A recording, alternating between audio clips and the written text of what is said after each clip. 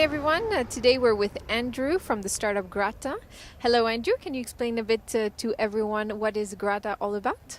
Of course. Grata is a mobile messaging platform, if you're familiar with WeChat or WhatsApp, but it connects you as a traveler with who you need to talk to in travel, like your hotel concierge, like a travel agent, virtual personal assistant, and makes transactions possible through real-time chat. Okay, impressive. And have you already launched on the market? It's in closed beta right now. We've got 3 charter clients, hotels that are operating it now, and we're launching August 8th. Okay. And you're launching on the Chinese market? Yes, we started in China. We're an international team, and China is where we're going to get started. Then we'll be expanding soon into other markets. Okay. And is Grata your first startup, or have you already launched several startups? Grata is really my 3rd startup. We're launching Grata on the backs of the previous startup, which was also in kind of hospitality and guest services space. So we've got some experience in hospitality specifically. And you've always been an entrepreneur in hospitality, or were you first in a firm and you got out of it? What's your entrepreneurial path? I've done a little bit with the salaried work, but I think I've always been an entrepreneur from a very young age. It was never a question. I always had ideas. I always wanted to work on them.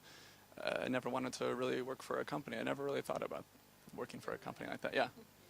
And how did you come about being here in Beijing? You said for 5 years now? Almost 9 years now.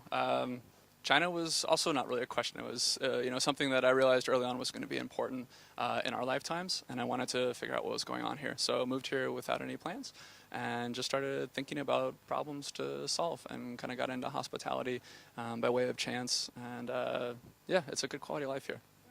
And as an entrepreneur in China, in Beijing, what is the main challenge that you faced or that you have faced in the past?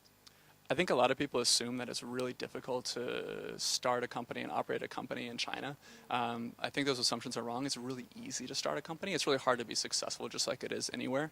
But in general, the kind of, I think, stereotypes that the bureaucracy is really tough here and there's a lot of red tape are dead wrong. Anything is possible here.